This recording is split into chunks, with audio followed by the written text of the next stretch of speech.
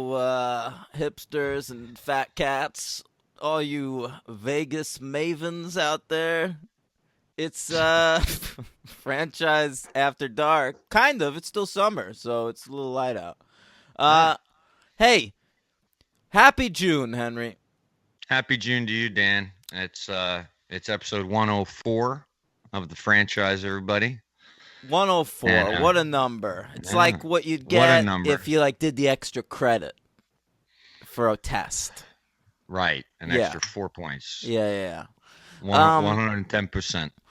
So, is that a Lou Ferrigno reference? Yeah. Henry and I used to watch The Celebrity Apprentice together, hosted by our president, Donald Trump. And there was one season where Lou Ferrigno was on, and he said 110% every 4 seconds. So that's something Henry and I say to each other. Oh, we are doing Oceans 12 and Oceans 13 this week, everybody. Superhero count for this podcast, Henry. Lou Ferrigno.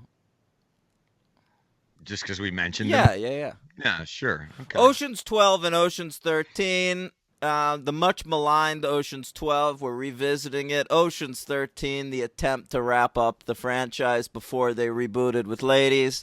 And here we are to talk about them. Steven Soderbergh, Soderganza. How about that? All right, nice. we've got a guest. It's my former co-host, the the antecedent to Henry. His we hosted what a word. Yeah, we hosted what a pronunciation. Yeah, great pronunciation. Antecedent? Yes. Okay. There you go. Okay, yeah. It's Nathaniel Safford, my co-host on Surviving Survivor. We covered 13 seasons of Survivor together. And he now went deeper. Survivor was too mainstream for him, so now he just podcasts about the mole and whodunit, and X on the beach and things like that. Kid Nation. You could subscribe to my podcast, The Mole 9 Yards. Oh, now I want to co-host that with you. Actually, a good little Survivor bit. So I just went to Italy with my girlfriend, and we did Survivor talking heads while hiking. Sometime. What are you talking about? Next time we hang out, you'll have to watch these videos. They're just like, yeah, everyone just found out that I'm the former goalie for the Kansas City Galaxy, and now they're gonna vote me off. Just like stupid bullshit. Yeah, I love it. Survivor still in your bones from those 13 seasons. Yeah, and you went to Italy, home of Boston Rob's ancestors, and featured in Ocean's 12. That's true. Yeah, That's right. I was in the square where he meets Catherine Zeta-Jones. Did you go to that museum where they steal the Fabergé egg?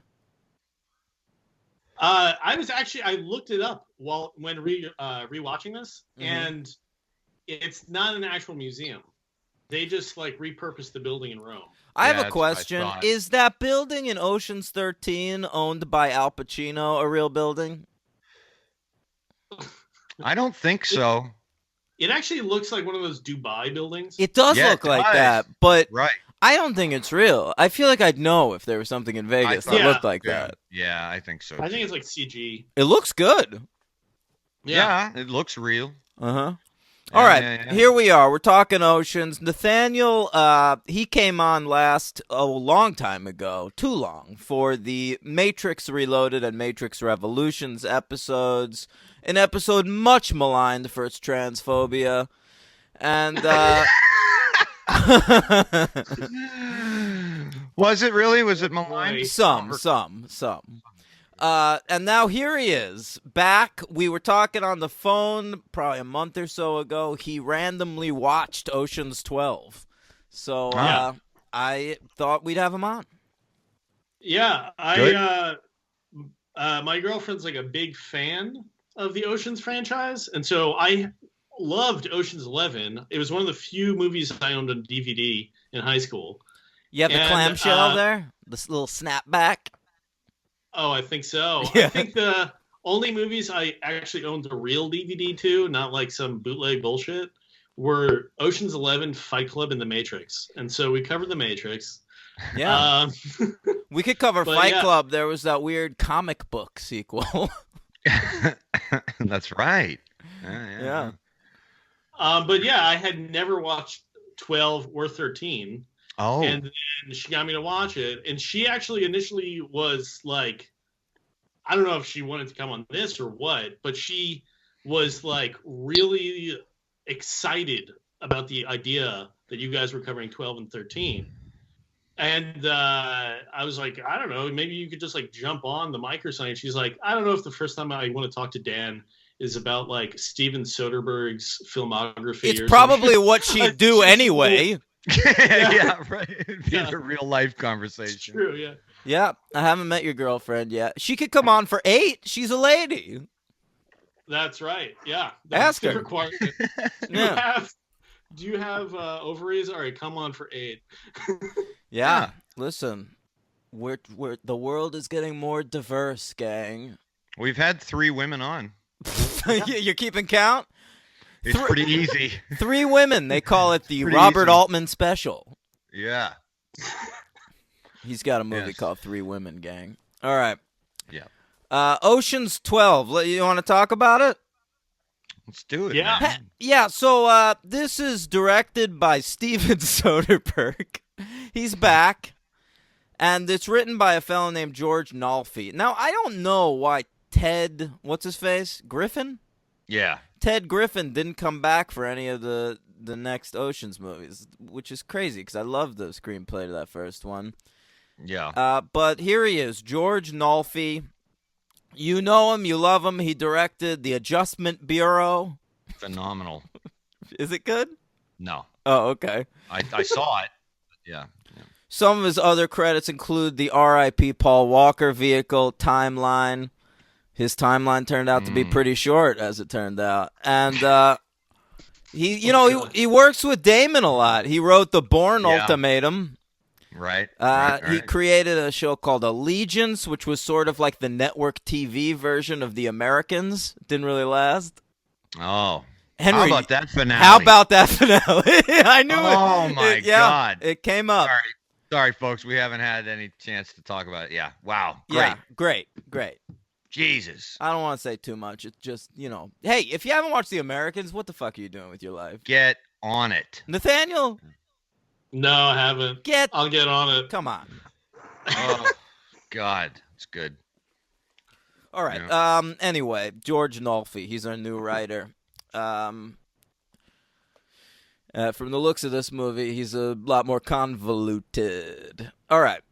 Ocean's 12, released December 10th, 2004, just in time for Oscar season. Well, really just in time for the holiday season, because it's a big budget, fun time at the multiplex. I saw it in the theater. Yep, me too. I was excited about it.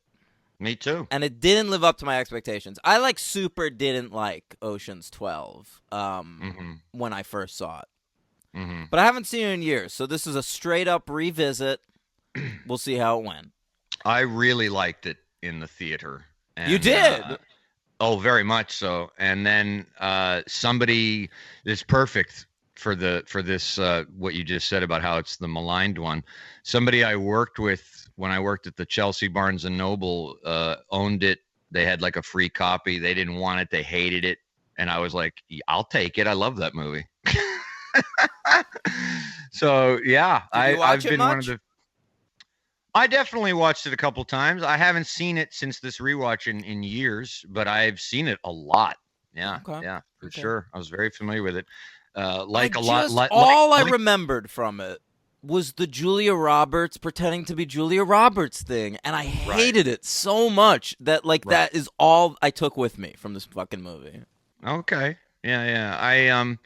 I mean, I won't give away my rewatch yet opinion, but yeah, I had seen it quite a bit. Of all of these, I definitely had seen 13 the least. I might have only Me given too. that one viewing. Yeah, yeah, yeah. I So watched 12. it. I rewatched it with my previous girlfriend Katie. So that was, I think, only my second time watching it.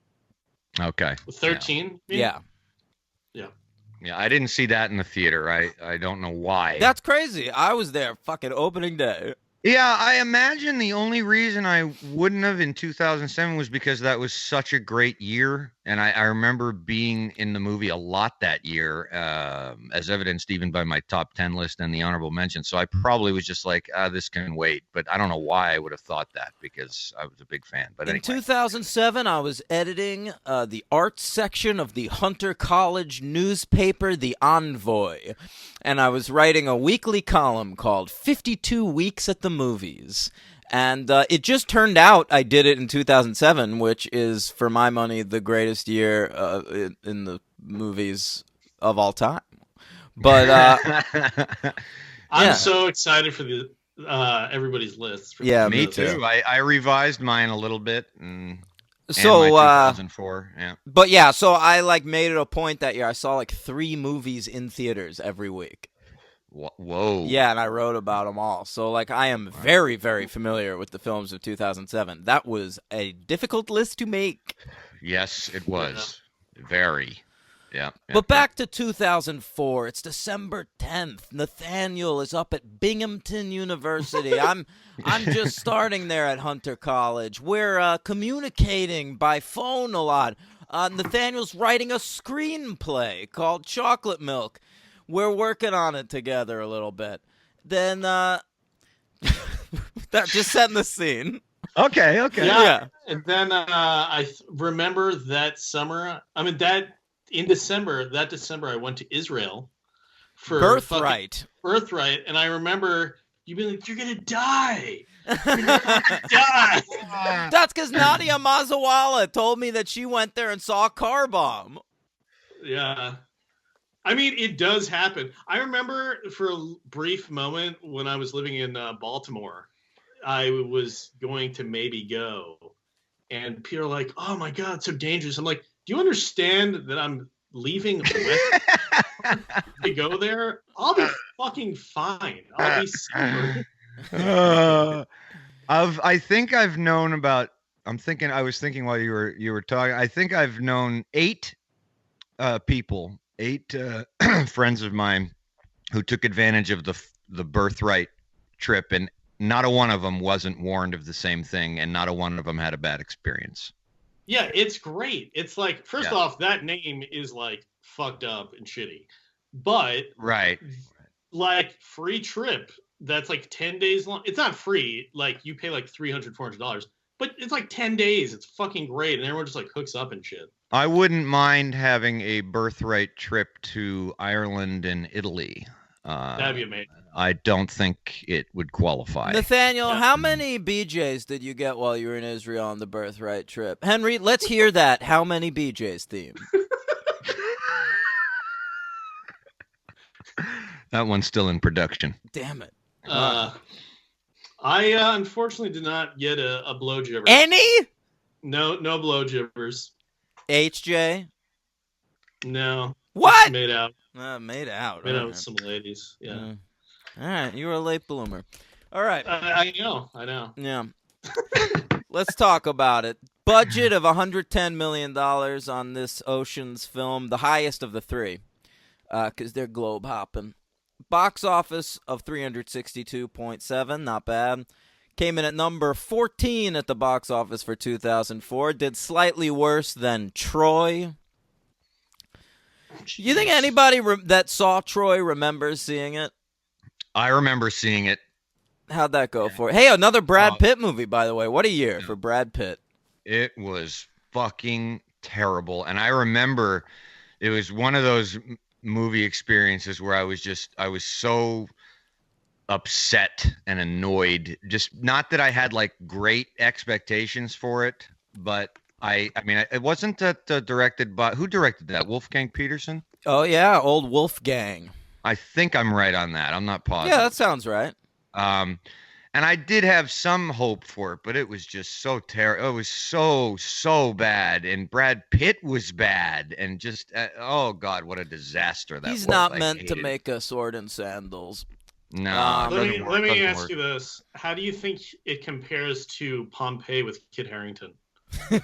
I love haven't- Pompeii. I'm gonna say right now I haven't seen Pompeii, but I guarantee you I would like Pompeii much Pompeii's more. by my boy Wow. Paul W.S. Oh, then it's got to be better. That's Yeah. right. Yo, but what? Here's a better question. What's better, Troy or Oliver Stone's Alexander? Ooh, I never saw Alexander What? on purpose. Never. I couldn't see that. I can't. I saw have to Alexander, be but not choosy. Troy. I have to be choosy with Oliver Stone these days. All right, I got another one. Is it better or worse than Exodus, Gods and Kings? Yeah. Far worse. Worse. Oh I man. saw Wow. Exodus, Gods and Kings. Yeah, It's but that's because far Henry is a Ridley Scott apologist. worse. No, I know. I've listened to the Blade Runner episode. I know. Oh, you're not a fan of Blade Runner either? No, I am. I just. Oh, then that know. would make me not an apologist on that episode, but okay. No, I know. Yeah. Yeah. No, I'm not as much of a fan, I should say. right. And no, Exodus is not a great movie, but it's fucking way above. Troy is garbage of the lowest order. So All right. How about this movie? You know, Ocean's 12 was 14, Troy was 13, number 15, 51st Dates. really, Yeah, that's right. The middle chapter in the Adam Sandler, Drew Barrymore Troika. Right. Oh Lord, Yeah. God. All right. There's a lot of that song. You know that? Remember that fat dead guy? He did that Somewhere Over the Hawaiian Rainbow. guy? Yeah. Yeah, sure. Soul That to Sea. song's all over that movie.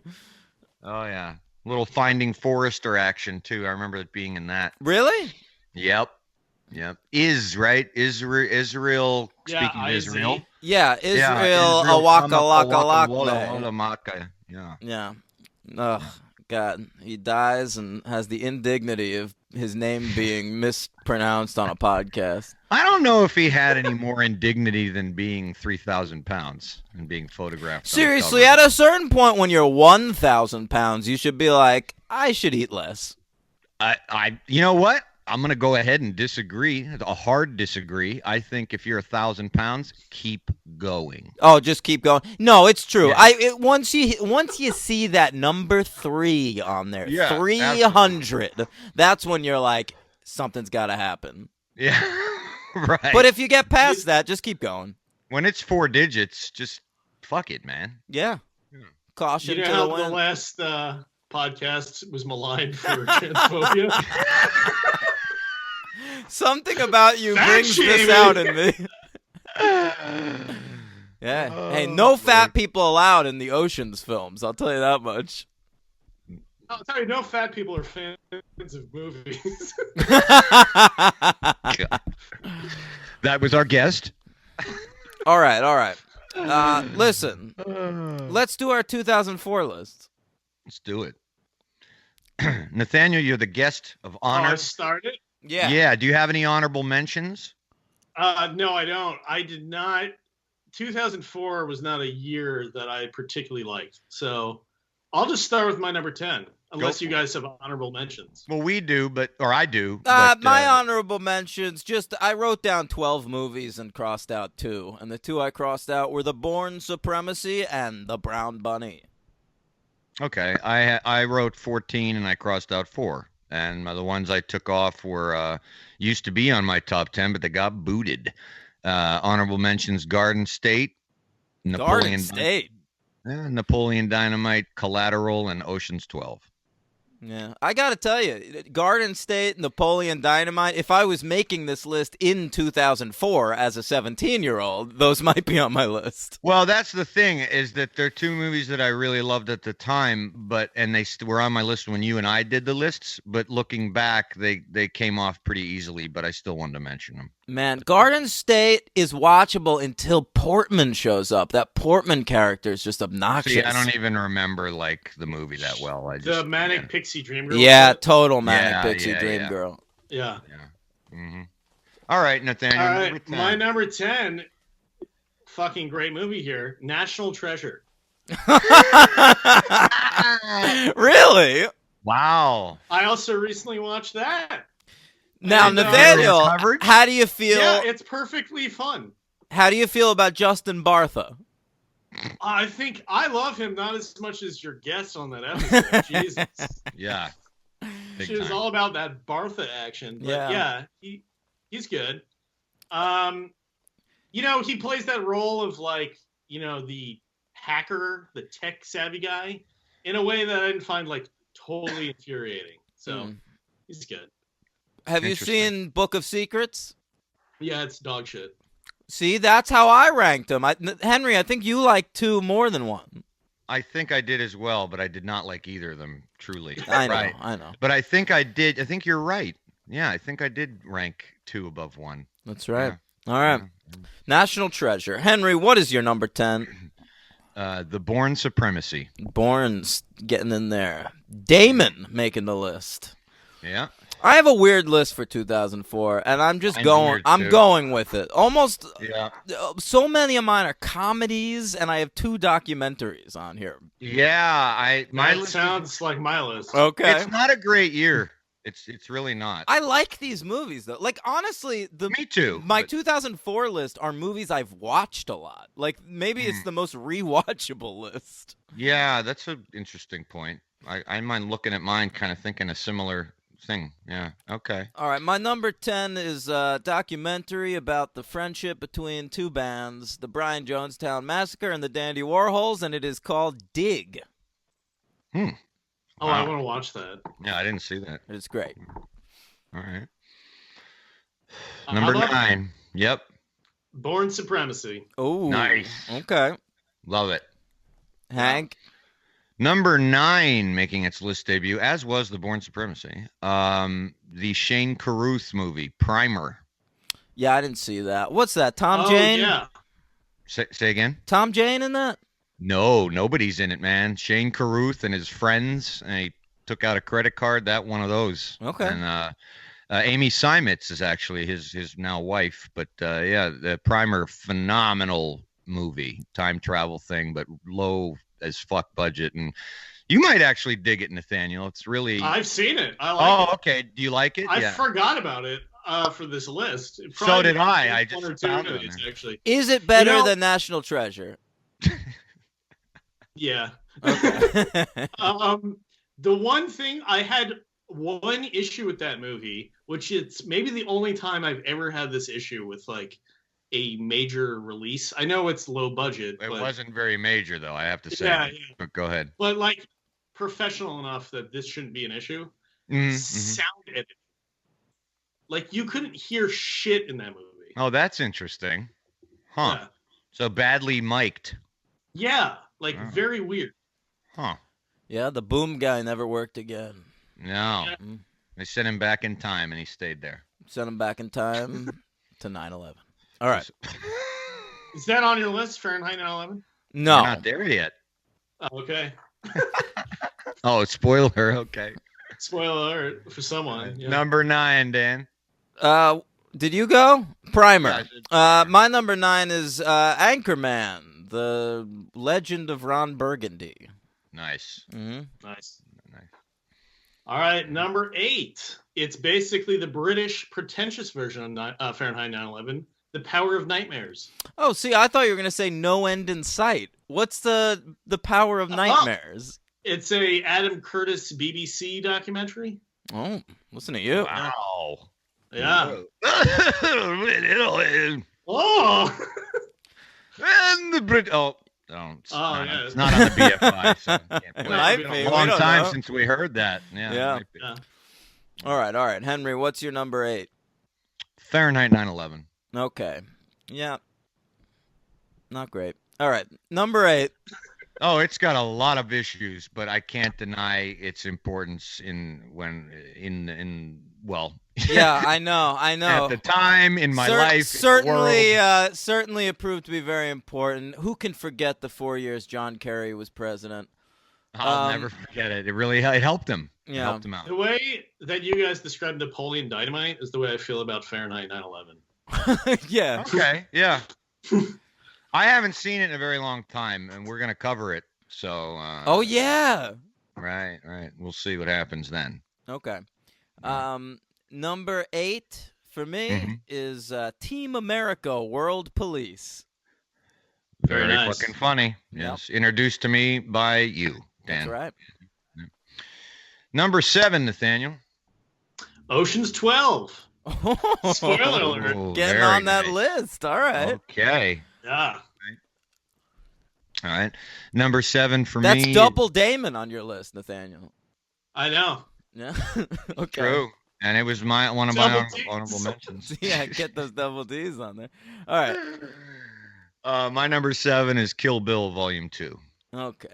My number 7 is a documentary about one of my least favorite bands, and it is one of the funniest comedies ever made. Yeah. Metallica, Some Kind of Monster. Yes. Nice. You also forced me to watch that, and though it was hilarious, it was still Metallica. So very But hard you for me get to to watch. you get to learn about Kirk Hammett raising miniature horses. Yeah. And Lars Ulrich's art collection. That was Oh my my favorite God. part. That was my favorite And James Hetfield singing without reverb. Yeah. And his weird little go-kart that he rides around on the highway with. part. Oh, So good. God. I love them. I love them so much. I've watched that movie probably 10 or 12 times in my life, and I hate Metallica. Yeah, they're terrible. Yeah. Number right. 6. Anchorman. All right. Very nice. 2 Anchormans on there. All right. Number 6 for me. I love this movie with all my heart. List debut, Layer Cake. Yeah, sort of a poor man's Guy Ritchie. No, I'm joking. I like Layer No. Cake a lot. That was the movie that introduced me to Daniel Craig, even though I'd seen Tomb Raider before. But it's a good one. Good movie. Sienna Miller. Yep. Yeah. Yep. Back when Hollywood thought she might be a star. Yeah. Yeah. Num- She's still around. Yeah, she shows up. I Plays a like her, while. but she just I like her too. was not meant to be. Yeah. Number 6 is the film version of H.G. Bissinger's book, Friday Night Lights. Oh, all right. Nice. Interesting. All right, number 5. Some Kind of Monster. Yeah! Nice. Oh, you know, I think we have Nathaniel on as a guest, so I was kind of missing my cue there. But if we're at number 5, Oh, heavy hitters. I think it's heavy. You're I think right. it's heavy hitters. Yeah, time. yeah, it's So, time. Just hang on 1 second, and yeah, hold on 1 second. Heavy hitters. These are the grand slams, the slap shots, the three-pointers, the touchdowns, the curling when the puck gets close to the circle. These are the heavy hitters of the franchise. Heavy hitters. Okay, all right. Heavy Heavy hitters. Metallica, Some Kind of Monster. Now, What a Henry. heavy hitter. Yeah. My number. Is that one on Ride the Lightning? Oh, it's on Reload. Oh God. Yeah. Tick, tick, tick, tick, tock. Yeah. Such an angry band. They're so The angry. monster lives. All right. Oh. My number Anyway. 5 is a heavy hitter, and my number 5 will be vote number 3 here, Anchorman. Oh, look Nice. at that. What an endorsement of Anchorman this podcast has been. Yep. My number 5 is the middle chapter of a trilogy, Richard Linklater's Before Sunset. The only one I didn't see. Crazy. Yeah, I know. Number 4. I have Napoleon Dynamite. Okay. Oh, wow. Napoleon Dynamite Yeah. getting on there. Give me I back I my watched tots. that like 5 years ago. So, I Mhm. mean, you know, not 2004, but also kind of a while ago. And I actually really liked it on rewatching it. I'd like to see it again. It's been about 10 or 12 years. So Been like Yeah. 6 for me. I watched it like the week I moved in with Katie. I remember that. Mhm. And Okay. it mostly still made me laugh and shit, but Yeah. not on my list. Yeah. All right. What a heavy My hitter. My number 4 is also the middle part of a trilogy, and that is Spider-Man 2. Spider-Man 2 made the list, huh? Oh yeah, Nice. It's a good one. I love it. Yeah. I think that me and you saw that on a midnight showing. We did, Nathaniel. That was the showing that I pretended to be crippled. To get ahead in line or get a Yeah, good seat? we cut the line. I brought crutches. So you did the Larry David thing. Did he Larry do David that? episode? Or was that Seinfeld? No, it was Larry David. Yeah, the man who pretends that he is mentally handicapped and goes to the front of the line, and Larry sees him in the theater and he's totally fine. I would never do anything so offensive. I pretended to No, be no, physically never. handicapped. Right. Yeah. Right. Okay. Good. We Hey, it saw worked. that with Alec. Remember With that? Alec. Yeah. And we played that video game all day. There was like a Spider-Man 2 video game. It was a highly anticipated Oh, film. yeah. Yeah. Cool. All right. My number 4 is Eternal Sunshine of the Spotless Mind. Holy Christ, is that low for you? That is not what I expected. Is that a revised? It's actually higher on this list than it used to be. Really? Yeah. Oh, okay. I have a false memory of that. Mhm. Okay. Like the movie. It's interesting, yeah. All right, number 3, Nathaniel. Kill Bill Volume 2. Boom. All right. My number 3 is Sideways. My number 3 is Shaun of the Dead. Okay. All right. What? The silence is deafening. What's happening here? Well, It's you know- fine. Yeah, you know me and that director. Or not the director. It's Edgar Wright, right? Yeah. Yeah. No, I never saw it, and I just never had a desire. But I've been told by every human on Earth that I'm missing out. Oh, so you're like judging that choice on the basis of having never seen it. Yep, Okay. Enjoy that. I will. You do it quite often, so I figured I'd join your neck of the woods there. Oh, okay. And Yeah. I've watched it, and I think at your house, and I liked it, but not top 10. You know, because I have heavy hitters like National Treasure on this. That's not a heavy hitter. It's the lower part of the order. So it's fine. Yeah. Okay. So Shaun of the Dead, number 3 for Dan. Number 2, Nathaniel. Eternal Sunshine of the Spotless Mind. Love it. Nice. Very nice. Hank? My number 2 can be shat upon by Dan, so that's fine. Oh, God. What's this going to be? Get right back at me, buddy. Passion of the Christ?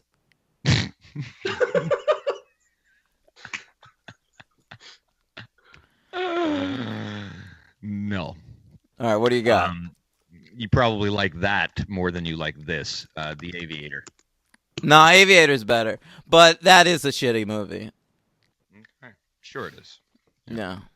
Brought down by its horrible lead performance by One of Leonardo Dan's DiCaprio and Kate Blanchett hamming it up to the tune of Oscar.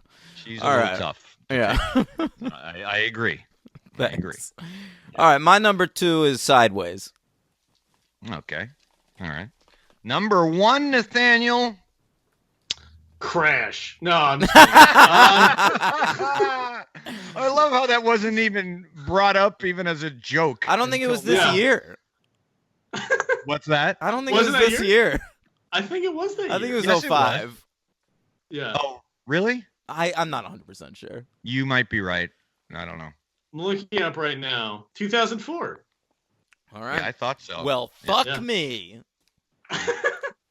All right. Team America World Police. Love Number one it. movie. Wow. I love that choice. The number 1 movie of 2004. It's fucking great. Yeah, it's Yeah. hilarious. Perfect film. Yeah. My number 1 movie of 2004, even though I revised my list quite heavily, did not change, and that is Eternal Sunshine of the Spotless Mind. Okay.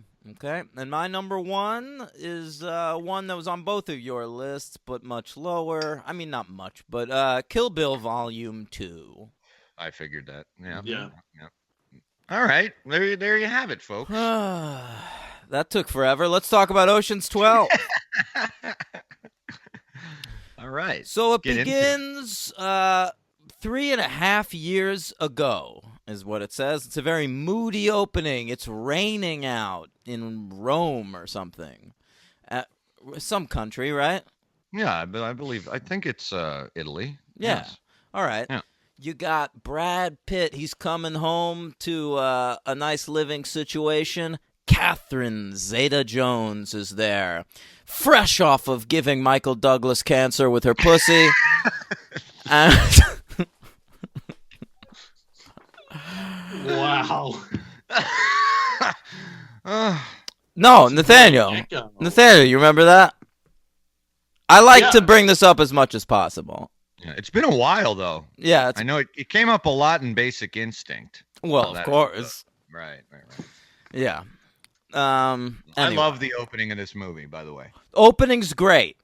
It gets me right away. I like love I it. like the opening titles, the subtlety of the little white titles. I like him jumping out the window nonchalantly.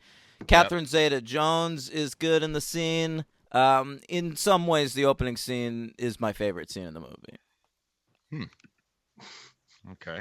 What about you, Nathaniel? How'd that opening scene grab you? It was great. Good. Yeah. Okay. See, this will be a scene-by-scene analysis. I And love we're this all movie. in agreement on What do this you give opening. it on a scale of 1 to 5? The opening scene. I would say like a 4.5, but There are no convince me 0.5s. why it's a 5. It's a 5 to me. Yeah. Well, I can't fully give it a 5 because of the Zeta-Jones character, which is one of my biggest problems with this movie. All right? She hasn't Now, even barely spoken yet. no, you know? I know. Listen, the premise of Ocean's 12 is, and it's hard to say the premise because there's so many twists and turns that the premise changes like 9 times. So Terry Benedict, Andy Garcia from the first film, the villain from the first film, he goes around recruiting Ocean's 11, which is an interesting take on this kind of thing because normally it would be Danny going around like bringing everyone back in. Now it's the villain getting the band back together. Well, getting revenge on the band. Well, yeah, but he has to Not get really. them back together, and he gives. Which is one of my favorite parts of the movie as well. Yeah, that part's good too. Every character, oh my God. I mean, how he finds Bernie Mac, getting his nails done. And he's like, seems like every time I see you, you're playing the race card. Yeah, that's but I great. mean, And that's and just the Casey Affleck all right. thing. Yeah, that's the best one, Casey Affleck. Oh my God, that sequence is so funny. With the toast, and he's acknowledging everybody except Scott. Yeah. That's like the best chemistry in the movie, I think. It's great. Yeah, in all Casey three, Affleck and Scott really. Conn. Yeah. Yeah, I mean, Pitt and Clooney are great, but like, I think Casey Affleck and Scott Conn is amazing. Yeah, and in this movie, I think in particular, they get a lot of time together, and it's very, very funny. I think if this was a dumber movie, we'd see like a straight-to-DVD sequel that was just like an adventure with just Casey Affleck and Scott the Conn. Malloy brothers. Yeah. I'm into it. Yeah. I'm into it. I'd watch it. But they're great to the point where in 13 they're separated for a little while, and I Yeah. was like getting worried it was going to be like that for the whole movie. But it yeah. wasn't. Okay. So the gang gets back together. They got to fly out to Europe, and they have to rob a thing for Terry. How's it go, Henry? What's the plot? They need to finance a bigger heist, and in order to do that, they are tipped off about an old what is it? This recluse Jerome Crabbe from The Fugitive franchise crossover. Okay. He is a hermit who listens to Beethoven's Eroica every night and takes an Ambien. And so they need to steal this priceless, what is it, $1, I believe, priceless coin. And Daniel can help us out he here. listens to Beethoven every night and then gets super racist. Yeah. That's how does he get? I missed that joke. because that's the side effect of Ambien. Oh, Yeah. right. Sorry. He just went on a racist, tweet storm against Valerie Jarrett. In And, 2004. Yeah. but yeah, it's I think the Dutch East India Company's like stock announcement, like Yeah, their IPO announcement or whatever. right. So they do that by lifting a building to get the arrow in to get it, but they find out it's already been stolen Lifting by a building by the night fox.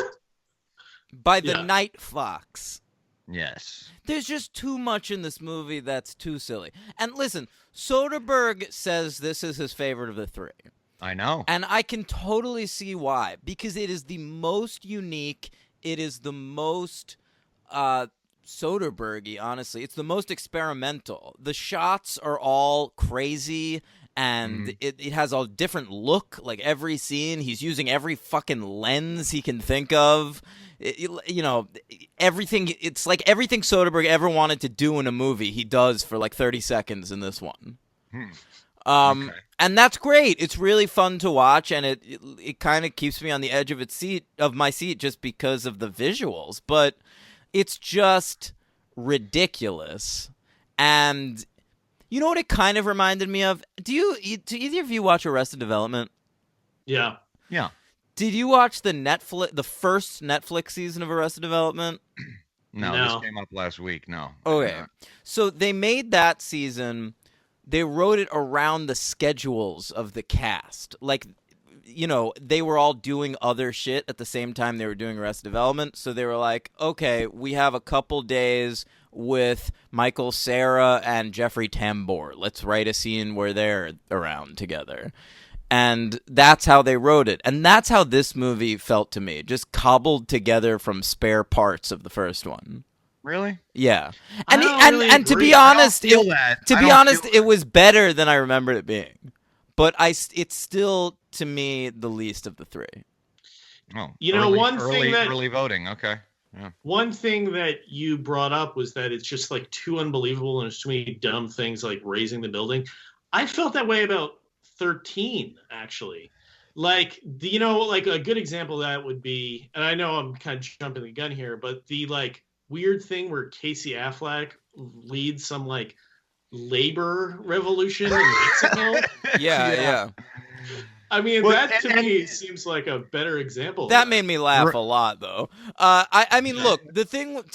Fine, we could take these together a little bit. 13 to me is Soderbergh going back to basics, and so there's a lot of the silliness that was brought in with Ocean's 12, but it's a much more straightforward movie, and so it's, I think, a little more boring and generic than Ocean's 12. But it just hangs together better for me. So I'm going to give these movies the same grade. I'm actually giving them the same grade as well, actually. But we're not, I'm not ranking them yet today. But I think that the only thing you said that I disagree with really was calling it too ridiculous, because honestly, all three are absolutely ridiculous. But the other two, everything that happens in the movies in terms of the heist and how it's pulled off, they're all ridiculous and impossible. But it makes sense when it's just a group of guys doing a thing in Vegas. Now, in this movie, we're bringing in like the lineage of thieves throughout history, and like they have to compete against a rival thief to like just in a game of wits. It's just like the stakes are so low, they're fucking underground. Well, that's the problem that I felt with this film, and I thought maybe I couldn't really remember, not surprisingly, even though I've seen it several times, the whole thing of the plot, kind of like we said in Ocean's 11, where you're like surprised again and again. Was that for me, the major weakness, it did something in a movie that I really, really don't like. And they do this a lot in horror movies. And that is the bait and switch. Well, not necessarily a bait and switch. Well, it depends on what you're talking about. If you're talking about plot wise or to the audience. And what I don't like is when they do it to the audience to the point where you've been watching probably 60 minutes of the planning of a heist and none of it took place. So, I mean, it took place, but it was all fake, and so within a 40-second montage, you actually see when the egg was stolen. Yeah, so it that's like there is no heist. it sort of It's just negates everything that we Yes. felt as an audience during right, that heist. and I don't like that in movies. They do that in movies where like it's all a dream. Yeah, pulls the You know, rug. Yeah, it's a Jacob's ladder, and Well, I like Jacob's Ladder, but yes, right. Identity would be like one that you like. I right? like that one. Yeah. Well, That's but what I I only like that one because it's people trapped together. I don't Right, particularly yeah. like the ending. But so this time when I watched it, that was my main problem. Where I was just, it was not only was it confusing, but then at the end you're just like, oh Jesus! So it was just like a pickpocket. That's all it was. It was a set up pickpocket, and I don't know. That was just kind of disappointing. But I mean, I don't know. What did you think, Nathaniel, of that part of the the MacGuffin aspect of it? Yeah, for me, it was just so I watched it like 2 or 3 months ago, and I remember it being a little hard to follow. Actually, like Yeah. there's so many plot twists. The second time around, like everything made sense, and it was pretty easy to follow. But it's just too many, like, you switch your expectations so frequently Right. that I don't know. I think the Ocean's 13 was a little bit more boring. But I agree. yeah, I think Dan's right that it's easier to follow. It is. Yeah, I mean, I will say of all three movies though, and I did not expect this, and I just don't know why. Probably because of the Soderberghian levels of interaction and dialogue with all the characters. Is I laughed more in this movie than I did in any of the other ones. I laughed more at 13 by a lot.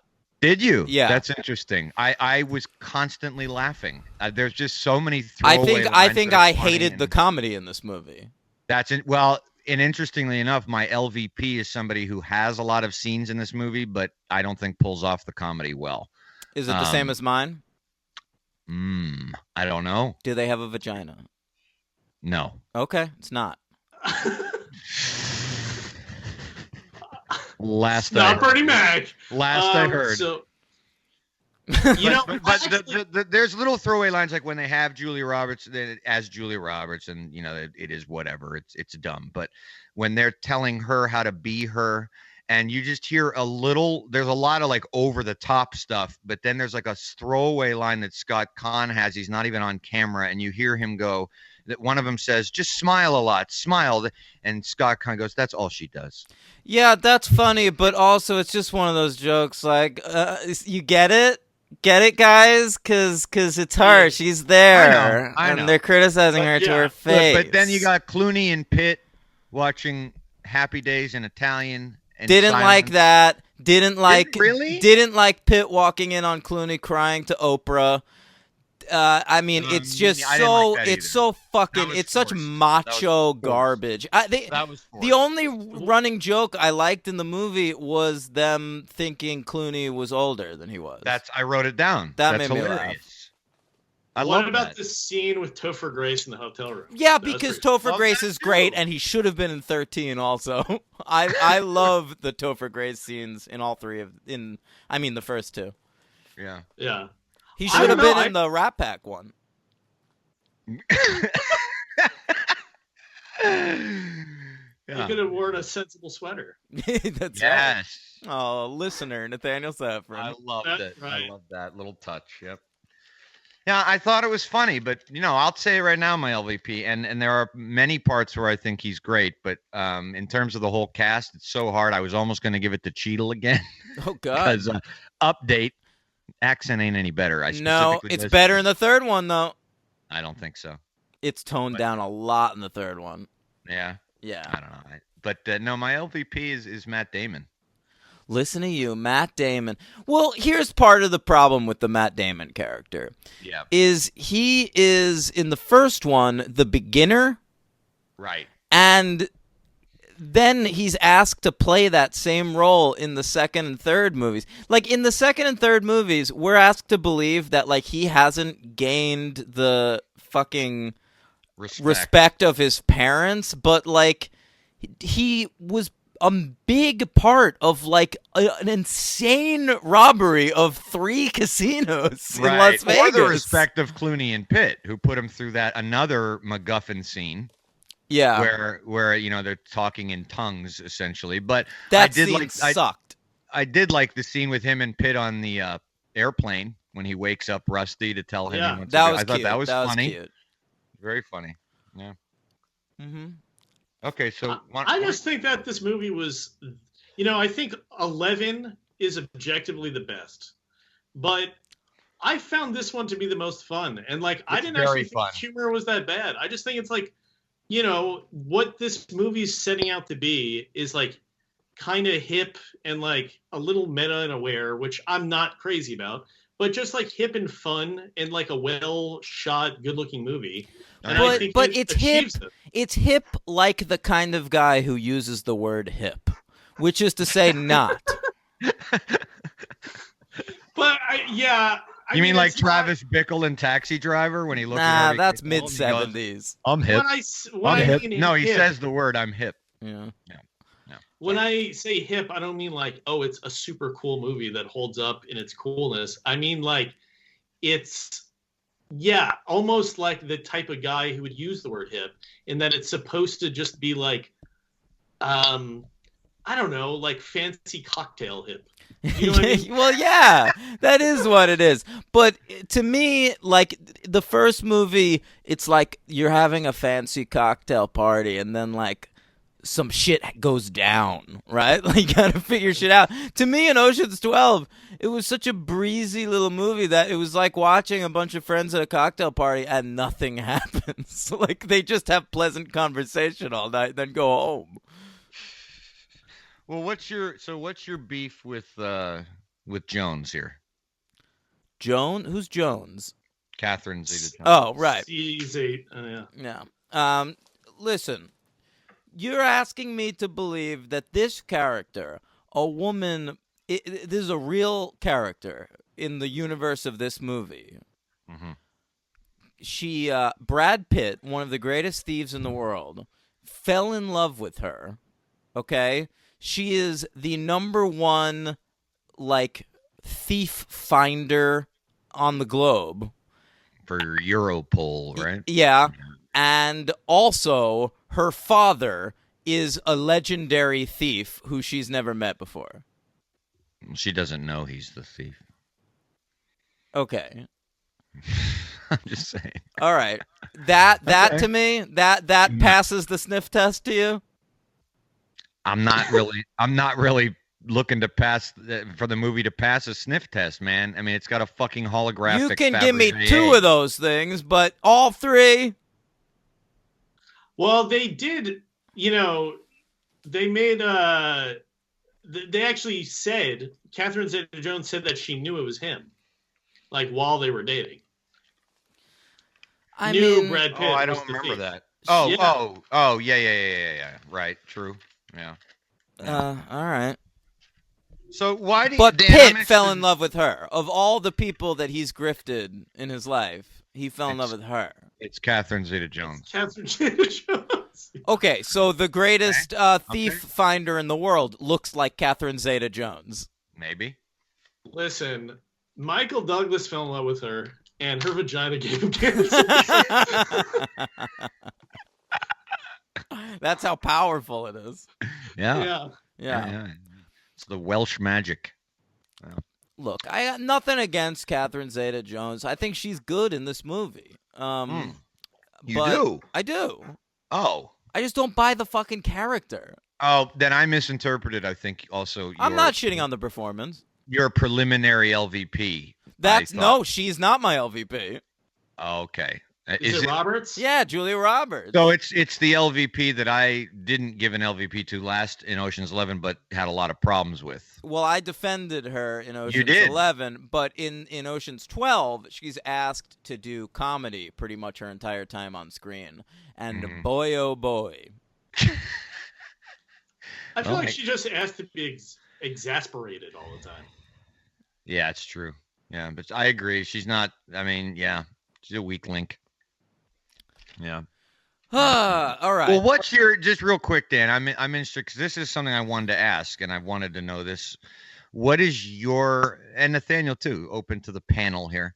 Why do you think that this seems to be the critical consensus and audience consensus of that it is the weakest one? I Like, think I don't why think do it you think is the critical consensus anymore. I think like critics who are fond of Soderbergh's work have like revisited this movie, and I feel like it does better. Like it's talked about more fondly now. I'm looking at the critics I follow on Letterboxd. I'm seeing out of 5 a 4.5, a 4.5, a couple 2s, but still. Yeah.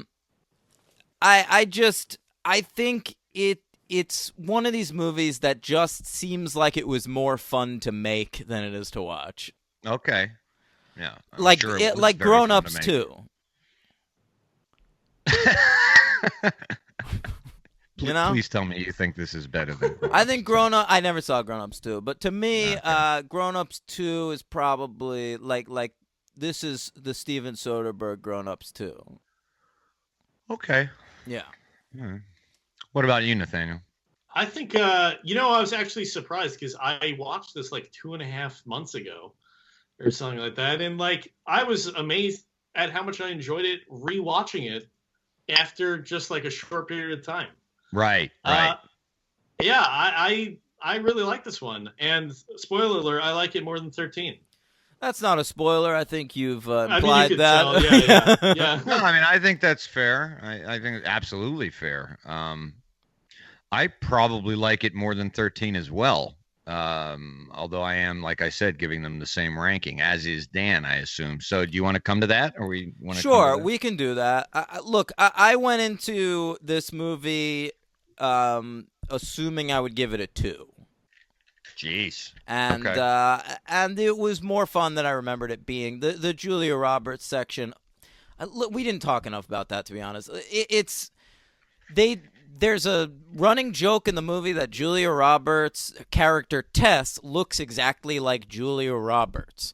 And so they get her into this museum pretending to be Julia Roberts, and she runs into Bruce Willis playing himself, which sucks. And so it's just like 15 minutes of this movie that is so obnoxiously bad. And I brings down the whole movie around it. What? I really like this movie, and I can't defend that scene. Okay. Yeah, it's hard to defend. I agree. And Bruce Willis is super smug as He usual, is the fucking worst. Yeah, he really. This is like yeah. like Bruce Willis. Like they stopped by fucking Planet Hollywood, and they were like, "Do you want to film a scene? We have 45 minutes." Yeah, and he's like, "I can do it for like 2% of the gross." Yeah. So my LVP is Matt Damon. Bruce Willis, by the way, was in talks at one point to play Danny Ocean in Ocean's 11. Oh Lord. Oh, that would have been horrible. That would have been fucking awful. Yeah. Oh my God. Whew. Okay. All right. So your LVP's Roberts. Who's your LVP, Nathaniel? Don Cheadle. Yeah. Okay. Still sucks. I agree. Yeah. I agree. Who's everybody's MVP? I'm gonna go. Listen, in many ways, Ocean's 11 was Clooney's movie. Ocean's 12 is Brad Pitt's movie. That's my MVP. Yeah. You're gonna hate my MVP.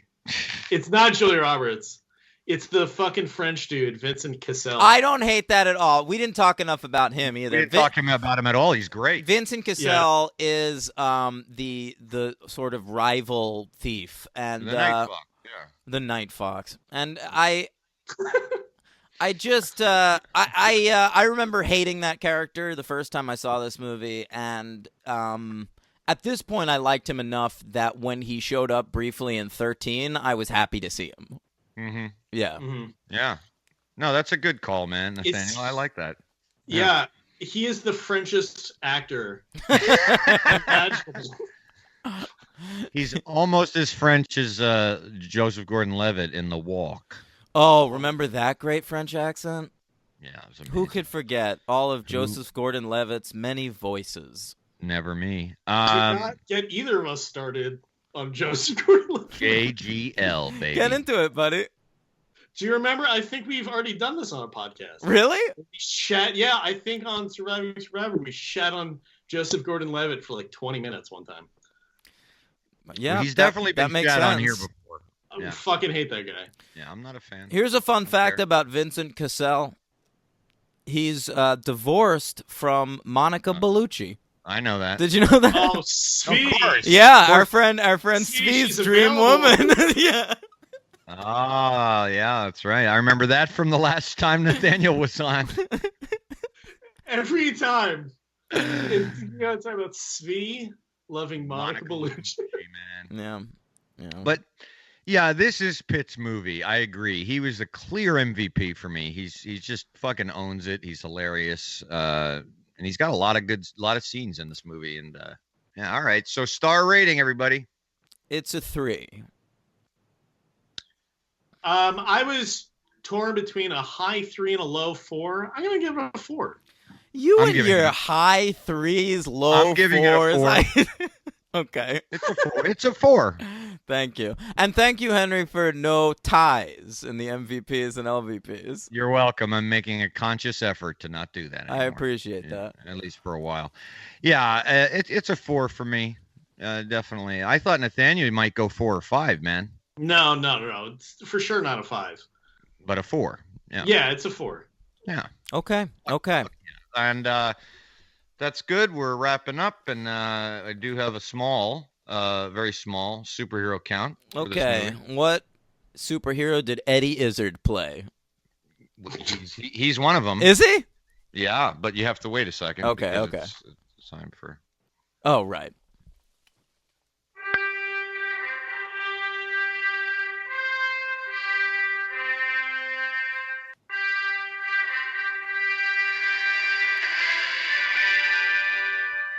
Okay. Catherine No, Zeta-Jones. you have to after that go like superhero count or something. All right, let's get into it. You have all that great fanfare and then no energy. That's great. kind of the point. Oh, really? Okay. Yeah, that's kind of what I was going for. But hey, I could change it if you. I just like directing you on this podcast. I like it. I appreciate it. I'm the. Should I be like the Edward Norton of the podcast and just be like, I'm sorry, that's not meshing with what I was going for. I don't take direction well. Yeah, he's difficult. All right. He's difficult. Catherine Zeta-Jones was in the 1996 classic The Phantom, That's right. playing Sala. Does Zorro count as a superhero? We've had this argument. I would have, but it doesn't really originate from a comic book. It originates from like a dime type of pulp magazine book. So I don't know. Right. But now this next one for me, I wouldn't count, but I thought you would want me to. It's Eddie Izzard, who played Lord Voldemort in the Lego Batman movie. Did he? That's interesting. Now, I wouldn't have counted that, but I figured I should. All That's right. amazing. Yeah. And the final one, I thought this was a good pull by me. Jérôme Krabbe, who played the recluse in this movie, was in the 1989 Dolph Lundgren Punisher movie. Wow. Yeah, playing a character called Gianni Franco, whoever that is. Probably a gangster. I would imagine. Yeah. All right, that's it. Okay. Jared Harris, Rob. Hey, if we're doing Harry Potter, surely you should remember the fact you should have Robbie Coltrane was We're in. not doing Harry Potter. Oh, because it's the Lego Batman movie. I get Right. it. Okay. Yeah. Got it. Okay. Let's talk Ocean's 13. Soderbergh's back. We've got new writers, Brian Koppelman and David Levien, who have been around forever. They, of course, originally made their names on, did they write Rounders? I think Koppelman did. Yeah, I don't know about the other guy, but I know Koppelman. No, they're a That's what team. They write everything okay. together. Oh, yeah, they wrote Yeah. Rounders, one of my favorite movies. Yeah, off the strength of Rounders, they then directed Knockaround Guys, which nobody went to see. And then they've been writing movies ever since, some good ones. Runaway Jury's fine. Walking Tall with The Rock is dynamite. He did Girlfriend Experience for Soderbergh. They wrote and directed a movie Henry likes a lot called Solitary Man with cancerous Michael Douglas. And I didn't know they did. I didn't know they did that. Yep. Oh. And currently, they created the Showtime series, which I watch and enjoy very much, Billions. So you're a fan, and I'm a fan. Yeah, I think they're pretty good writers. Okay. All right. They're not very interesting writers, but they do the job. All right. All right. I disagree. All right. Ocean's 13 was released June 8th, 2007, summer season. Budget of $85 million. Box office of 311.7. Came in at number 26 for the year. Made slightly less money than Blades of Glory with Will Ferrell and Napoleon Dynamite. Saw it in theaters. I saw that in a hotel room in Atlantic City. Okay. And it made slightly less or slightly more than the Nicolas Cage Ghost Rider movie, the first one. Oof. Yeah. Oh, I've watched that. That's a great That's movie. good. Yeah. Yeah. Not me. All right. Well, we'll do it for the podcast. Yeah. All right. Obviously. Hey, listen, 2007, a lot of people say 1939 is the greatest year in film history, when in actuality, it's fucking horrible. So let's talk about 2007. Let's do it. I got 5 honorable mentions. Can't Listen, avoid it. I wrote down 16 movies for my list, Yeah. and frankly, since I knew it was such a good year, I just skipped a lot of movies I really like. So did I. I mean, it's an incredible year for movies. Some of the films that did not make my list include Eagle vs. Shark, The King of Kong, A Fistful of Quarters, Eastern Promises, Waitress, Hot Fuzz, and similar to Henry's Garden State pick, Juno. Oh, Yeah. woo. Nice. That is a piece of shit. All right. I still like it. All right. My honorable mentions are Charlie Wilson's War, Yep, good one. The Mist, Yep. Gone Baby Gone, Mm-hmm. Into the Wild, and Eastern Promises. Okay. Number 10, Nathaniel. I'm gonna do one honorable mention: the documentary Helvetica. Okay. Oh, yeah, I remember, Yeah. I remember that. Yeah. Yeah, it was good. And my number 10's I'm Not There. Oh, fuck! What? Yeah. I'm not Is that- there. no. I skipped it. It's always on my list. It's always on your list, man. Hang on, I gotta find a place for it. Oh, look at this guy. All right. Never 6. let me get away All right, with that. listen. I'm popping off my number 10. I'm being serious with it.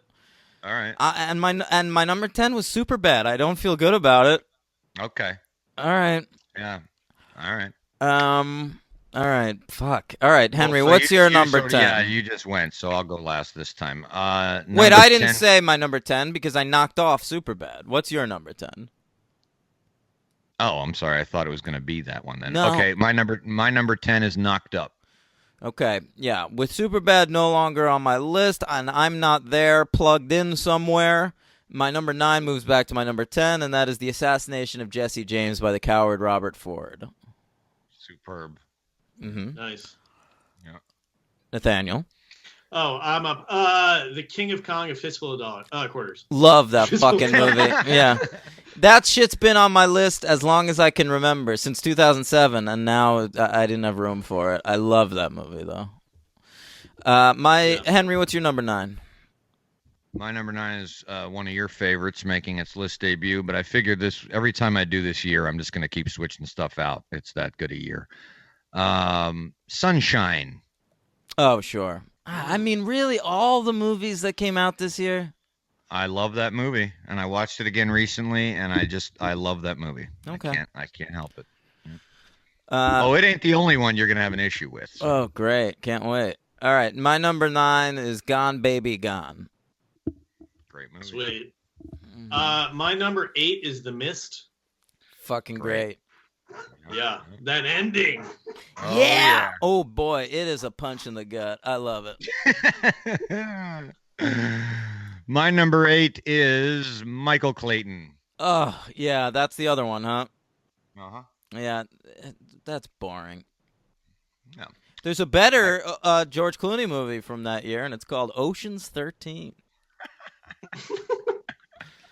All right. My number 8, and listen, it's this is okay. My number 8 is Grindhouse, and I'm talking about the whole thing with both movies and the trailers. It was one of the best film-going experiences I've ever been to, but neither one of those movies would make this list on their own. That is an excellent choice, and I'll tell you why. I agree with you. Seeing that movie was one of the best experiences I ever had, and I loved every second of that experience. But I agree with you, taking each on his own, no, but just for the nostalgia, not even nostalgia, but just for remembering that experience, it deserves to be on there. That's right. I like it. Thank you. That's good. Number 7. Before the Devil Knows You're Dead. Yep, great movie. Didn't make my list. Sir. Yeah. Oh, Philip Seymour Hoffman played a heroin addict in that. Played a what? A heroin addict. Yeah. yeah, I just pulled a Dan here. What? You forgot it? Yeah, it was on my. Okay, that is. All right. I'm gonna. God damn it. I'm a list wrecker. Yeah. You know what? I'm just gonna throw it on as my number 7 and take off what I had, which was making its list debut. But What was it? I was real happy too with this. God So damn it. so number 10 gets knocked off. Knocked Up is no longer on your list. Is that really how Yes, you wanna that's do how it works. I had to knock off Superbad. So everything just gets bumped. Yep. Okay. So number So then- 7, Before the Devil Knows You're Dead. That. No, if that's the way it is, and Knocked Up is gone. Yeah. Then now your number 10 is Sunshine, and yeah. then Michael Clayton is number 9, and then number 8 would be Before the Devil Knows You're Dead. Are we on number 8 right now? No, we're on 7. 7. You're fucking me Oh, up here. God. Just let me take it all. All right, what's your 7? It was 310 to Yuma. Okay, good one. I'm taking it off, and I'm putting Before the Devil Knows You're Dead there. No, you're taking off Knocked Up. Disagree. This is so fucking boring to the listener, but you're Well, wrong. you shouldn't argue on with a me. list that is ranked of 10 things. If you're adding something on it, then the last one gets knocked off. Not necessarily. Of course, necessarily. Okay. All right, my number 7 is No Country for Old Men. That's my number 6. I love it. My number 6 is Rescue Dawn. Yep, great movie, not on my list. My number 6 is where I'm putting I'm Not There. Oh, nice. My number 5 is The Lives of Others. Great German film. Won That's Best right. Foreign Film that year. I Oh, believe. that is a great movie. Yeah. I thought that was 2006. Nah, I knew it, but it's not quite on my list. Oh boy, that's too bad. Okay, well then we're at number 5. Heavy hitters. Snapshots, the 3-pointers, the touchdowns, the curling when the puck gets close to the circle. These are the heavy hitters of the franchise. Heavy hitters. All right. Okay. Sorry that I jumped the gun. No, it's okay. I caught it. Sorry, my engineer caught it. So Number what was 5 your for heavy me- hitter, Nathaniel? What was that? What was your heavy hitter there? The Lives of Others? Right, Yes. right. Heavy hitter. Okay. That is a heavy hitter. This number 5 making its list debut is The Savages. Look at you, The Savages. Another Philip Seymour Hoffman joint. He had a good year. Yeah, he did. Yeah. Yeah. My number 5 is the Irish film Once. Oof. You've never seen it, Henry. I've never heard of it. How do you know? I lived with you and tried to get you to watch it for a year. Yeah, all right, fine. Mm-hmm. Nathaniel never heard of it. Wow. No. Great movie. Yeah. Yeah. Check it out. I'll check it out. Yeah. My number 4 is Knocked Up. Okay. Good placement. Yeah. My number 4 is The Assassination of Jesse James by the coward Robert Ford. My number 4 is The Mist. Nice. Yeah, Hi. baby. Frank Darabont's best film. it. All right. My number 3, I'm guessing that Henry's going to have this real high. Well, I guess anything's real high at this point, but Zodiac. Sure, of course. Yeah. All right. right. My number 3 is No Country for Old Men. Yep. My number 3 is Knocked Up. All right. Nice. My number 2 is Superbad. I love Wow. it. I love Yeah. it. Nice. Super And you were bad right. over Knocked Up. Interesting. Yeah. Yeah, I couldn't do that. But I have a Nathaniel memory because I dragged Nathaniel to the theaters to see Superbad. I'd already seen it. This was our this is a good story. You told me this recently. Yeah. it was our second time going, and we remember Nathaniel was working on a screenplay at this point, and so I remember like 15 minutes into the movie, Nathaniel, you just turned to me and whispered, "Fuck this movie." Yeah, because it's perfect. It's exactly what, we were trying to do, just so much better. Yep. Yeah. And Nathaniel, you were right about me. My number 2 movie is Zodiac. As is mine. Oh, Wow. We have the same top 2. So what's the number 1 movie, Nathaniel? Of Let's all say it at the 2007? same time. 1, 2, Okay. 3. There will be blood. There will be blood. Yeah. Yeah. That's all Well 3 of done. us. Great. Geez, that is unanimous And across the board. to think that 2007, such an amazing year with such a diverse array of brilliant films, and we all had that at number 1. It's very Yeah. true. Yeah. Very true. And I had to knock out Knocked Up because of my forgetting before the Neville knows you're Ned. So, yeah. Okay. Hey, Ocean's 13, gang. Now, it's definitely a stripped-down Ocean's movie. We're back to Vegas, and that's what it was marketed as, too. I have a memory of seeing Carl Reiner on The Daily Show when this movie came out. Jeez. And he was promoting it, and he started describing it, and he said, I know a lot of people didn't like the second one, and I didn't either. So, listen, Ocean's 11, yeah. Ocean's 12, pfft. Ocean's 13, great. I so distinctly remember him doing that. Wow. Yeah. Mr. Reiner. Yeah. He turned code on Ocean's 12. But, so back to basics, Vegas movie, you got Al Pacino. Talk about your heavy hitters. He is a possibly even more evil Vegas guy, and he's opening this super big, gaudy building, and doing a soft opening, and somehow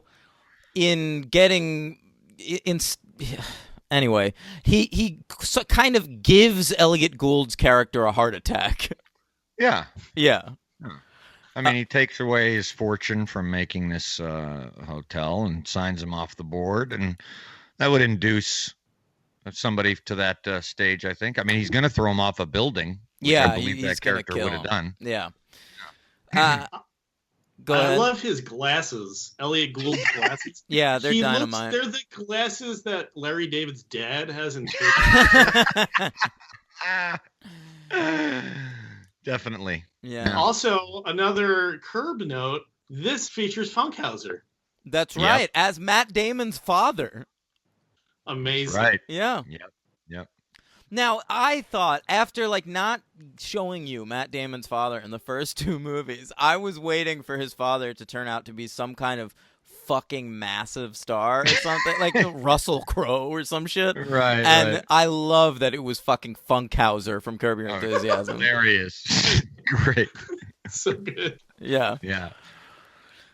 There's a lot of weird character actors in this movie. We also see Armin Weitzman really early on, who's like an improv comedian and used to be best friends with Harris Whittles. Where is he in this movie? Who is he? Remember early on they pay off this young kid? Yeah. Yeah, that's him. Oh, okay. Oh, yeah. Yeah, All right. yeah. But there's just tons of weird actors in this movie. Yeah, you got throughout. David Paymer, you got Julian Sands. David Paymer's all over this movie. Who would have known Yeah. the third Yeah. Ocean's movie would be so Paymer heavy? Yeah. Yeah. He's always good though. He's great. Yeah. Always as great as a smarmy Jew. I love it. Yeah. He's a great smarmy character in a great movie called Payback. Horrible movie. He was a great smarmy judge in The Good Wife. Oh, okay. You've never seen a single second of that show. Stop having that reaction to things you haven't watched. You keep shitting on movies I love. So Because it's I've just seen them. It's a tit for tat. It's not. Yeah. Shaun of the Dead once, The Good Wife.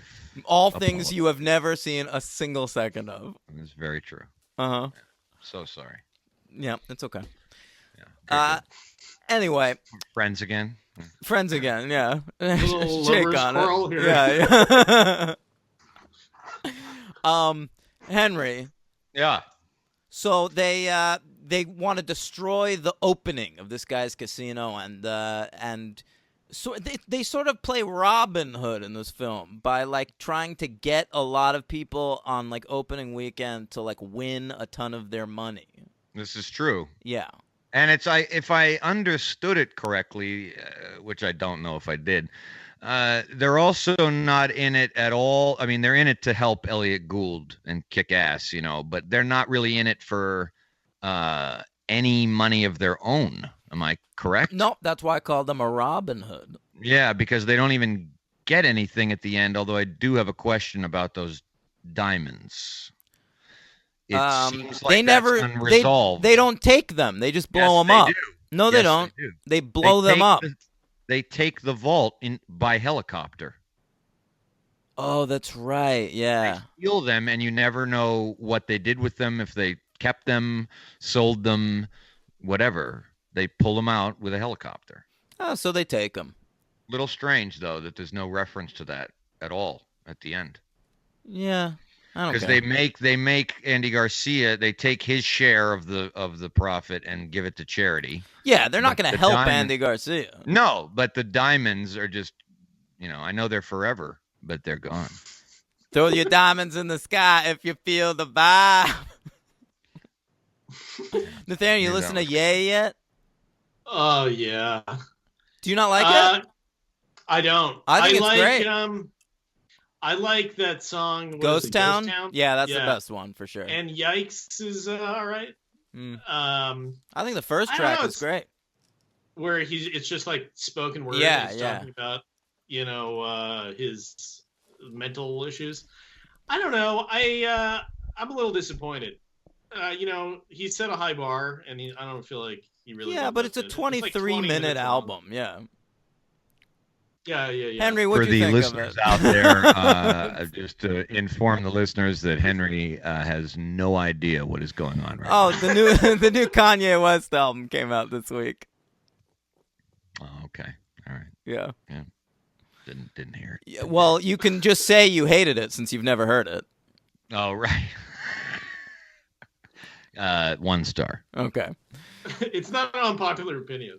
No, it's not. A lot of people don't like it. Yeah. Okay. Ocean's 13. If anything, my problem with this movie is some of the Ocean's 13 are given nothing to do. Yeah, that does happen. Yeah. There's very little Bernie Mac. There's very little tiny Chinese man, excuse me. Oh. I corrected myself pretty quickly. Yeah, you just it's part of you. You can't help it. It's in your DNA. Yeah. All right. Yeah. Okay. Someone say something for fuck's sake. Nathaniel, go ahead, man. You're the guest. What? Talk about the movie. The plot. Oh, whatever you want. Just what'd you think of it? It's a lot more boring than 12. Like this podcast? Jeez. Damn. Yeah. Well, it's not as meta as 12. That's pretty meta comment about this podcast. I thought that, I watched this one more recently, and I don't remember a lot of the plot points because I didn't find it as memorable.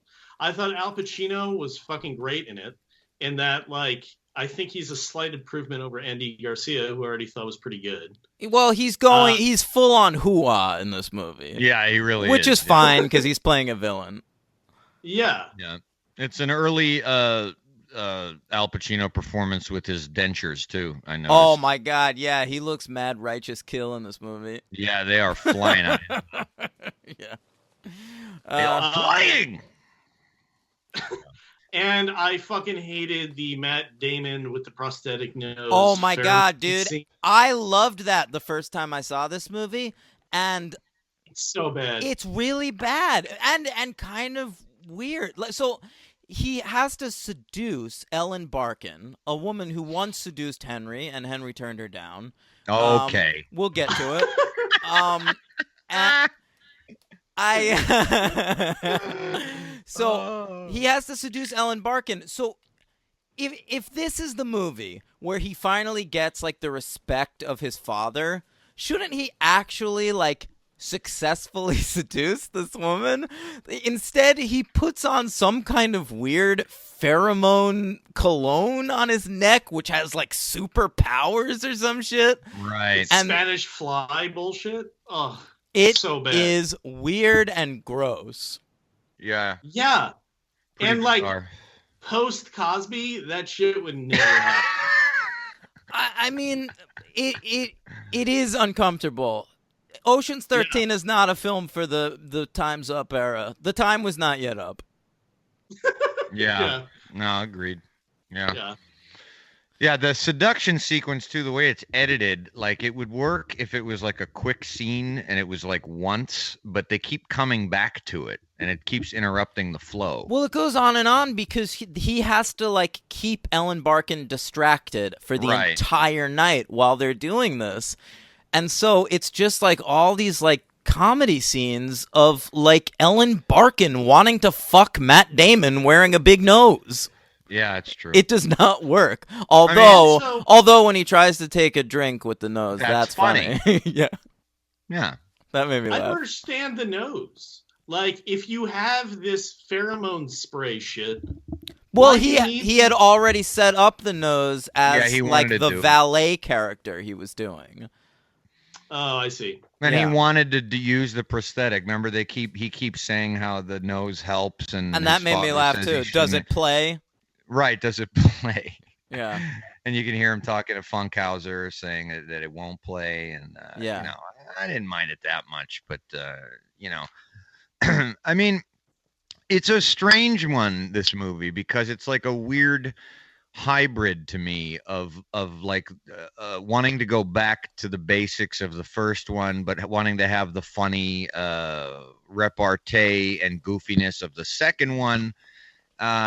You know, but it's also got a little bit of, it's a little sinister, I think, going on going on there. Sinister. What's that? Well, like with not, I mean, not sinister in like a terrible, mean way, I guess, but like with Elliot Gould being like incapacitated and being speechless and, you know, laying in bed for a lot of it, you know. I mean, I don't know that I'd call it sinister, but it's sort of a false. I mean, it's just trying to add weight to it, because one of the criticisms of 12 was it was so breezy to the point of having no weight whatsoever. Right. And so having the storyline with like Ruben on like death's door at least gives the movie stakes. They're doing this for a reason, for their friend. No, I agree. But yeah, it's just yeah, I don't know. The more we're talking about it, the more I'm liking it less. You know, I think that this one works more in terms of the plot making sense, and and it has stakes. It's just not nearly as enjoyable to watch. Maybe But that's what I find it funnier than the previous one. Too much of the comedy in 12 doesn't work for me. And to me, there's something to be said for being... I have a hard time with heist movies and spy movies, following them in a straight line from beginning to end. Yeah. And to me, one of the things I find not fun about Ocean's 12 is it's constantly telling you what you thought you knew is wrong. And so in 13, just to sit there and enjoy this cast of characters that I've grown to love through 2 movies, doing a heist front to back where I know what's happening the entire time, was fun for me. Yeah. I mean, and I did like the stuff in Mexico, actually, especially the sequence, because I did not remember where it was going when Casey Affleck is sitting there and he like mentions Zapata. I mean, that's extremely funny to me. And, those guys are just like, oh, you think they're just going to be like, what the fuck are you talking about? And he says it and they kind of just pause and they think about it, like, yeah, Zapata. Mm. And I also liked when Pitt and Clooney are talking together at the in front of the fountain, and they play the Debussy Clair de Lune again. So you Yeah. get like kind of that was a nice moment. By the It way, was a the weird use version. of it was a weird version. It was like kind of techno-y. I thought the use of it in the first movie is like the best use of that song in anything, and that is a song that gets overused to the high heavens in movies. It's and very TV. true. It's perfectly chosen and used. Oh yeah, what was it? I knew I had a note here that was interesting. This is also a reunion for two sets of actors. Okay. Yeah, one and part of a franchise that we will eventually cover that is on the logo that Nathaniel Safran designed for our show. Word. This is an Al Pacino Andy Garcia reunion from The Godfather Part 3. Oh, fuck. and what could get you to go to the movies like a Godfather 3 reunion? All that's Ooh. missing is Sophia. What's the You don't bet? like What? that Joey Zaza? What? That's You don't right. like that Joey Zaza action? Oh wow, I didn't remember his name. That's good. What's the better third part of a series? Oh God. Gonna go with Jedi. Ocean's Answer's Jedi. Ugh, I'll take Ocean's 13 over Jedi. Oh yeah, figured that. And it's also an Al Pacino Ellen Barkin reunion from one of my favorite Sea top of 10 love. movies of 1989, Sea of Love. That's right. Why'd you Oh, laugh I at that? Eat, Pray, Love. I No, love Eat, Pray, no. What do you think I said? What do you Eat, think? pray, love. Eat, Pray, Love. Ah, Ugh. yeah. So Ellen Barkin, everybody, what'd you think of her? Loved her. Wait, Henry, tell the wait. story. Oh, God, I feel like I just told this recently, or did we maybe just mentioned it in passing? It wasn't on the podcast.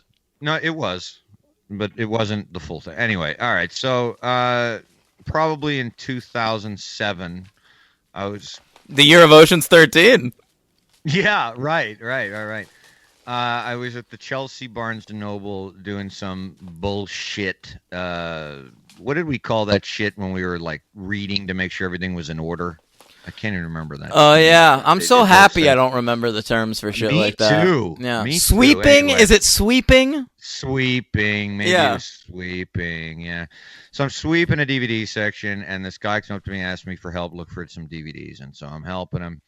And we start talking about movies, and I do not remember the specific movie that came up, but he said, "Oh, you really know your stuff." And I said, I know a little bit, and he goes, "Well, I'm over here with Ellen Barkin. She's hanging out there was this club across the street from the Barnes and Noble that was like a church, and it was like a nightclub, and I'd never been there."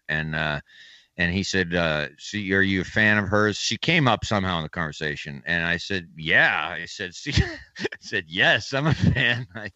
I love Sea of Love. She's incredible." And then he like said, "Well, yeah, I'm her agent." And I was like, "Yeah, right, And then he's like, "No, I am." And he was really nice, and he was like, "She's actually over at this club across the street, and I'm just trying to she's trying to just kill some time because she's really tired. She had a long day, and she's over there having a drink." And I was just like, "Really?" And so it was very late at this point, and I don't specifically remember, much to my everlasting shame, the reason that I didn't do it. Probably I chickened out. That would probably be the reason. But he basically invited me to go over and hang out with her, and just basically said, and I was kind of flabbergasted, and I just said, "What do you mean? Just go over there and she's hanging out there?" And he was just like, yeah, you should go over there. I mean, she's really nice. She's very approachable. And she'd love some company. Ooh. Yeah, and I just don't know what was going on in my brain. Probably just sensory overload. And I was just like, okay, that's cool. Sure. And then he was like, all right, well, she'll be over there till whatever so and so. And then I'm sure I just thought about it and I fucking wussed out. Terrible. Sounds like you got shipwrecked in the sea of love.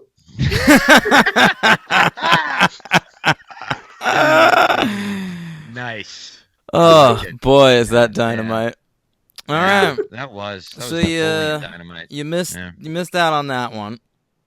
Yeah, or I like to think that in my brain that it was bullshit, and I would have gone over there and she wasn't actually there. You would have lost a kidney or something. So you like to think of it like she's Schrodinger's Ellen Barkin. You didn't open the box. She could have been there. She could not have been there.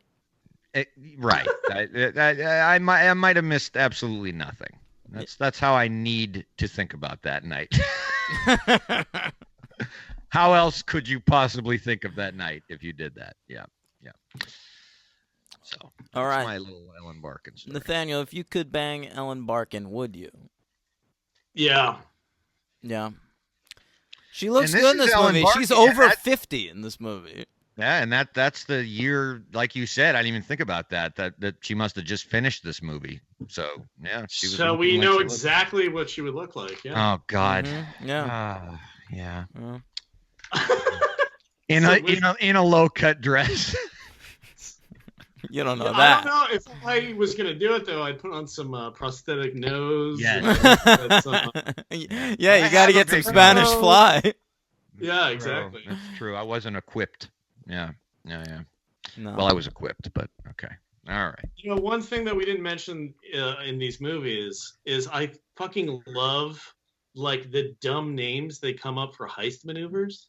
Yeah, those are good. Yeah. You know what I'm talking about? Like Susan B. Anthony. They try to. It's sort of like a medical show, you know what I mean? Where like they just don't give a shit whether the audience knows what they're talking about, so they just like describe like the procedures like without explaining them. They do the same thing on The Wire sometimes with like police shit. Oh, did they do that on that? I don't remember that. Okay. Yeah. But I love that. Yeah, they just like name like scams, and they're clearly fake names, but like I just got the impression that they're improvising it. Oh, that's possible. Like, they probably have a bunch of those takes where like Don Cheadle's like, "Are you gonna do a like pop shove it to a bundle of joy?" And they just go through that shit. Yeah. Yeah. So you thought Cheadle was better in this one, Dan? A little bit. He's still a weak link in terms of the 11, but I thought his accent was toned down to the point where it was weird that he wasn't doing the same accent.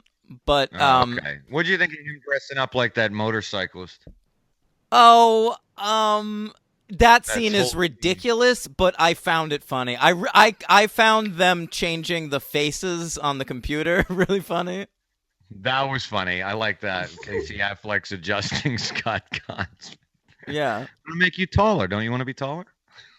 Anyone would want to be taller if they were Scott Conn. Oh shit. Sick burn. Yeah. Is Scott Conn wearing a rug yet in these movies? Oh, I didn't know he wore a rug in real life. I watched the first few seasons of that Hawaii Five-0 show he's on, and that shit is a rug. Really? Like father, like son, then, I guess. Yeah. Jimmy Conn, yeah. Oh, boy. Yeah, Jimmy Conn. Jimmy Conn, Godfather. Yeah. Another Godfather. Actually, Andy Garcia is Jimmy Conn's illegitimate son, is he not? If I'm remembering that correctly? I don't remember that. Let's save it for the Godfather episode. All right. Yeah. All right. Yeah. All right, what do you give this movie? I gave it a 3. Me too. I'm coming down. Yeah. I was going to give it a 4, and a lot of times I change my ratings on these during discussion lately, and this one, it went down because the more it got me thinking about it. I like it a lot. I'll watch it again, but so far I'd have to say it's my least favorite. I had a lot of fun watching it. To me, but you still just gave it a 3. Yeah, because I think I appreciate the experimentation of Ocean's 12, and I appreciate the straightforward, fun plot of Ocean's 13, and so I just like different things about them. But you would watch either of these again? I would watch either of these again, absolutely. Oh, But okay. I think if I was just like reaching for a fun movie late at night, like just to put on for a couple hours, it'd be 11, but it'd be 13. All right. MVP, LVPs? So my MVP, I think, would either be. So you guys already used Clooney, but I'm probably gonna use him here. It doesn't matter. It's fine. Yeah. And my LVP is Matt Damon. Interesting. Look at that. You know Yeah. what? Well, He'll be little my flippy LVP dip. too. Oh. I just wow. thought that character was misused in this movie, and just I like him at times, but he's used a lot and not well, as opposed to some of the actors that just aren't in it enough. Well, that's how I felt about him in 12. You're gonna give it to Cheadle again, aren't you? Yeah, I am. I'm going back. I'm going back to 11. How I felt about him, and he gets too much screen time in this, and I just don't like the character. I just don't think it's that good a character. Having said that, my MVP, because I owe her this much, because I couldn't buy her a drink, is Ellen Barkin. Okay. I love it. My MVP is I'm going Casey Affleck. Nice. All right, time was not yet up for Casey Affleck when this movie was made, so don't give me shit. But I think he's so fucking funny in this movie. He is. The stuff down in Mexico is a real highlight for me. Yeah, it's good. It's Viva Zapata. Yeah. That's good stuff. You know what else is good? This other thing. Oh.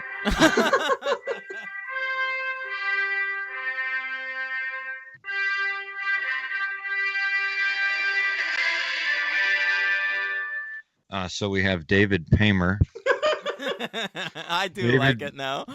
Okay. Yeah. Okay. It's perfect. Yeah. David Paymer has 3 credits to his name. Howard the Duck. Where he played Turtle Man. He played a guy named Larry. But for all I know, that was Turtle I'm Man. going to assume it was a turtle. He looks like a turtle. Probably. He was also played a character named Frank in the new Batman Adventures. I think Very he's a exciting. turtle, too. Killer Turtle. And I know this last character is a turtle. He was also in the animated Justice League playing a character named Nomad. Oh, my God. Justice League. So, yeah, I think if David Paymer fucked Mitch McConnell, a turtle would appear. Would appear. Yeah. And only one other one. Julian Sands was in Smallville. Who's that? Who's that? Oh, he's the guy that Pacino's guy who puts the big high-tech safe in there. The blonde guy with the glasses. Who's the time release lock. Who's when Pacino can't get out, and he's like, Oh yeah. Yeah. he's a pretty Okay. famous character actor. You know, Arachnophobia. You remember him in that, and a lot of other shit. But okay. Oh, and in Leaving Las Vegas, he's the pimp. Remember him in that? Sure. Yeah. Yeah. All right. Who is he? He was in Smallville playing Jor-El. Wow. Yeah, pretty big. Yeah. And in Gotham, this confused me because I quit this show pretty early. But he played a character named Dr. Gerald Crane. And do you know who that is? Because Jonathan Crane is Scarecrow. Well, So it's Gotham, so it must be Scarecrow's dad. father. Yeah. Oh my God. The DC Cinematic Universe, how we love people's dads. We really do. We really It's do. actually Fraser Crane's father from the sitcom Frasier. His Boy, name's they Martin, motherfucker. So different. Yeah. Same vibe though. Yeah. John Mahoney. All right, babe. Is he a heavy hitter? That sounded like it. John Mahoney is a heavy John hitter, Mahoney. motherfucker. Hey, gang. He was in Say Anything. Real heavy hitter. Correct. Mm-hmm. That's right. Yeah. All right. So that's Ocean's 13. You could come back next week. We'll be talking about Ocean's 8, maybe with Nathaniel's girlfriend. Who knows? And we'll talk about all the ladies involved in that production, except behind the scenes, it's all men. Yeah, right. Of course. Yeah. We're talking about Gary Ross. and Yep. his film, It'll be the Monk. second Gary Ross film we've covered on the podcast, inexplicably. right. Yeah. That is right. And maybe we'll have, since we're just doing that one, maybe we'll have a franchise update. What's going on? Because there's a lot of stuff happening. All right. All right. If Dan doesn't feel like doing it, then we will not. We'll see. I'll tell you what. I'll write a theme song for franchise update. If you do that, then I'll do it. Then you're on. It's a Okay. deal. I love it. Yeah. You guys don't want to talk about Aquafina for like 15 minutes? Oh, yeah. Yeah. It's gonna be good. We'll just spend an hour talking about Mindy Kaling, You could do that, I think. I guess. Yeah. Anyway, Ocean's 8. We'll go see that.